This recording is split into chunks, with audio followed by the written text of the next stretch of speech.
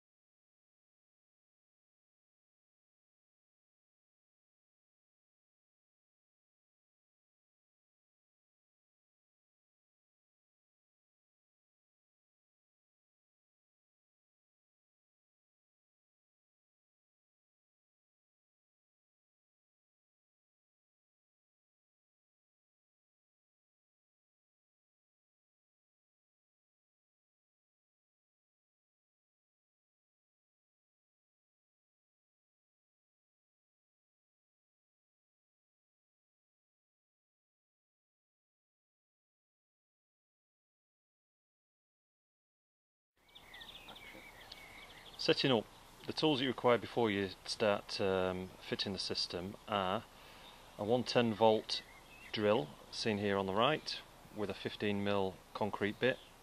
Just to the left of that you have the 110 volt impact wrench, and just above that the battery version. We use the battery version for the plumbing of the brackets and the 110 volt for the fitting of the concrete bolts. Just to the left of the impact wrench we've got some 24mm ring spanners and a set of sockets that go with the impact wrench, and also our small spirit level which we use for plumbing up the brackets. Other assorted tools that you'll need, as with any formwork, are hammers, string lines, nails, screws, saws, circular saws and so on. So all the tools that you need set out, ready to go, and we can then move on now to the setting out. Setting out. The fast and easy way to set out is by setting a Hilti nail in your corners and on the line of your shutter, as we've done here, and then marking out for the holes at the centres set by your drawing. So on average our centres are 600mm apart, and as we're using 2.44 metre ply, the first point that we would mark is at the end of the ply. But just to explain firstly, we've got the string line on for the face of the shutter. So as you can see from the bracket here, the hole is set a set distance back from the face of the bracket. So taking into account your 18mm ply, that means we're going to drill a hole 140mm back from the face of ply. So now we'll go to the end and mark out the end of our ply. So that will catch the ply right at the end, so the ply is sat in the middle of a bracket, and then we come back and mark at 600mm centres back towards the corner. So in all instances, when setting out and when we set out our next set of ply, just bear in mind that 2.44 metres from your joint is where your next bracket will sit, and then the brackets will come at roughly 600mm centres in between. So in reality you may end up slightly less than 600mm, and if it was a fair face finish, the drawing might indicate that they're coming at 500 or even 400mm centres. But the drawing will actually explain what you do at joints and how you set joints out. But this is just, again, really bear in mind every time you're setting out that every 2.44 metres you're going to have a ply joint, and your bracket needs to be sat there. All the other centres can move backwards and forwards 30-40mm if required. It's not really an issue. It's just catching the ply joints that's the main problem that you need to overcome. So now we'll move on to drilling holes.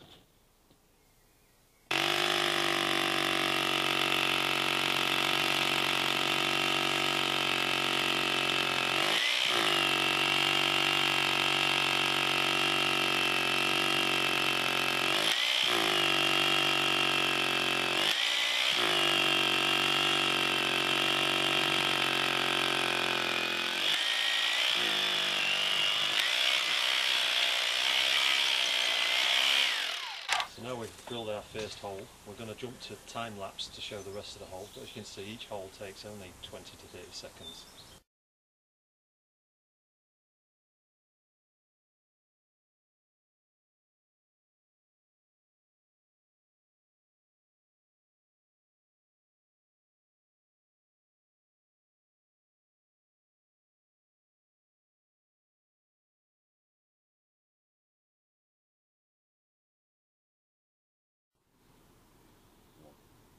Now we come to fixing down of the brackets. So as you can see, we've laid all the brackets out ready to go in. We have our impact wrench ready and our raw bolts. So now we'll show you putting up the first couple of brackets. Simply put them over your hole, put your raw bolt in place, and then tighten your impact wrench.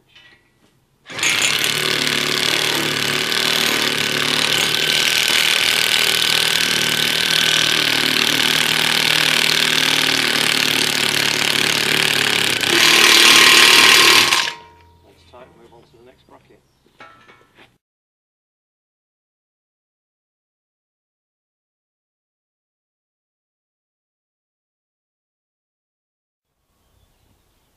Adjusting the brackets, you can see here we're using a small magnetic spirit level. The bracket, once it's loose, will go forwards and backwards, so you've got a great range of movement. So basically just put it into the plumb level, and we use a battery impact wrench for this and the 24mm spanner. Plumb it up. Once plumbed, we go to the other end and do the opposite side.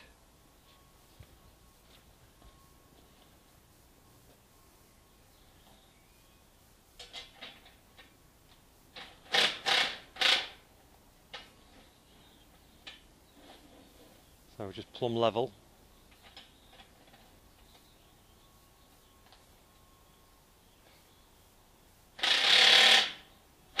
The impact wrench will stop the bracket moving. Once tightened with that, you wouldn't undo it by hand with a spanner. Now to plumb the rest of the brackets, we won't use a spirit level on them all. We've got both ends level, so the easiest way now is to just pull a line through, which we'll now demonstrate.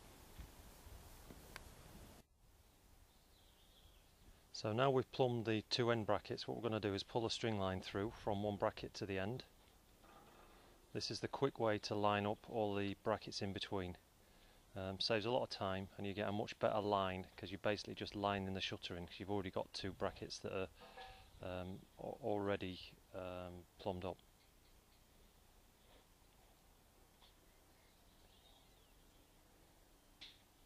So a little trick that most joiners would already know is that you don't go to the string line because then you're trying to touch your brackets to the line.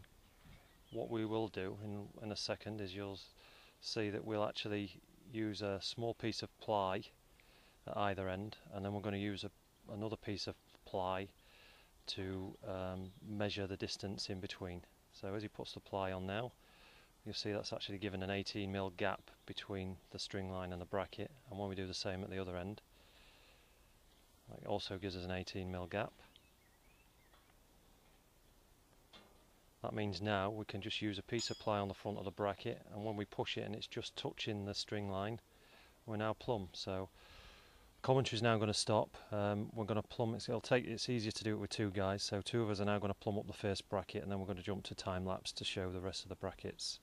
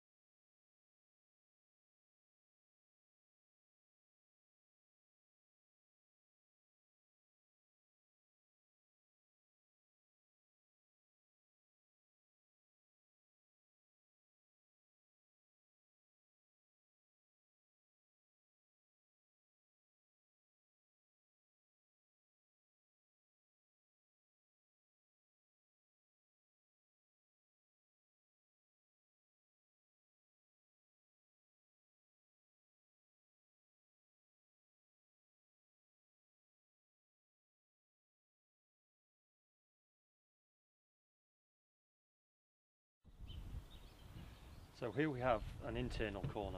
So the internal corner is slightly different than an external. On an external corner, as you can see, we can actually put the brackets almost right in the corner. In fact, we could put a bracket over the corner if we like, which will make the corner nice and strong. On the inside, the feet would clash if you try and put two brackets too close together. So we have this internal corner with its own bracings, which is bolted to the floor with the same roll bolts. So in effect, it acts like its own bracket. So that whole corner now is stabilised.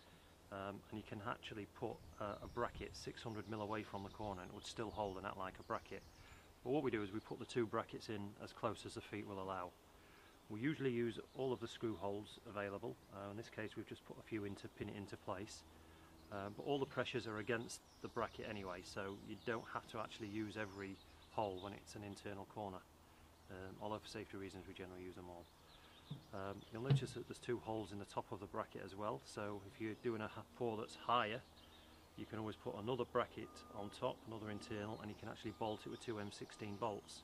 So again, firming the corner up. We're now going to move on to putting the checklat on for the concreting. So, hanging the angle fillet. The easy way to do it is one spirit levelled or laser levelled nail at either end and string a line in between, as we've already done. Then we simply knock a nail in at the joint of, or where every bracket is, just under the line, careful not to foul the line. One at each intersection.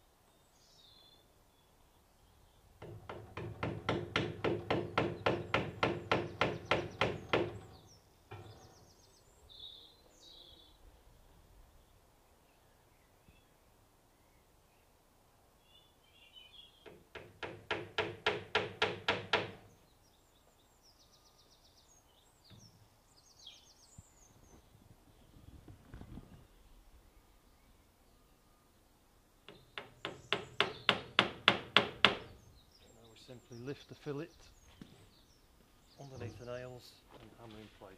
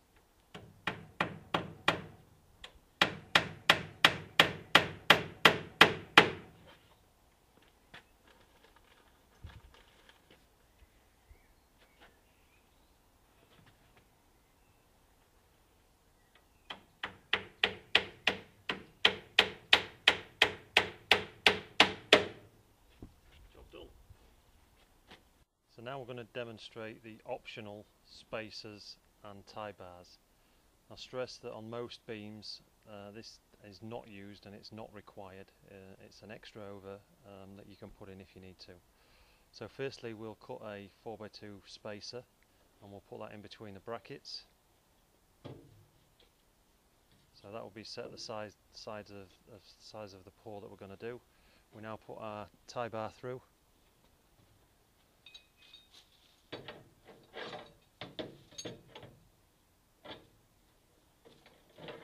With tube on.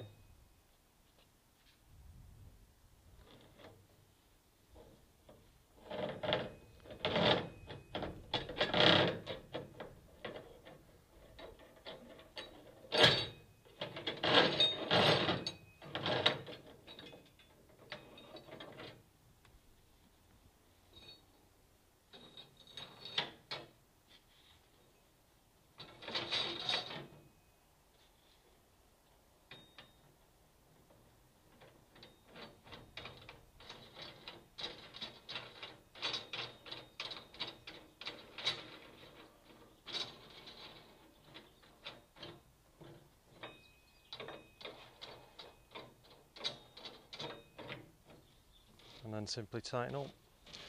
That will hold the top of the beam from moving outwards, so you can put that on every bracket or every other bracket or at whatever spacings you may need. But as I said previously, it's an option that's not always required and is just an extra over safety.